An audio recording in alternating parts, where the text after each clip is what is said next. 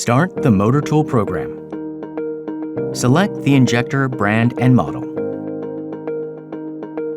When connected, a solenoid injector displays the resistance, and a piezo injector displays the status with color. It displays green for normal, red for bad, and gray when disconnected. Select the mode at the bottom of the screen and press Start.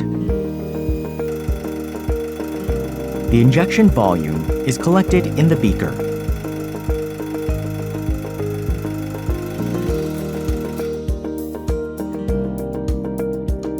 After the test is completed, the reference value and the measured value can be compared to check.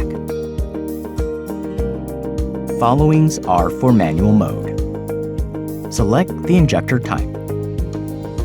I currently have a piezo injector connected, so I'll select piezo. Use the arrows to set the operation pressure, count, and injection time in units of 10 and 100.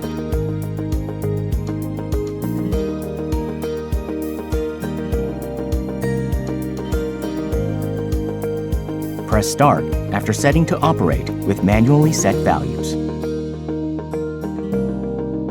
The reference value is not displayed in manual mode, but it can be used when the user wants to operate with desired values.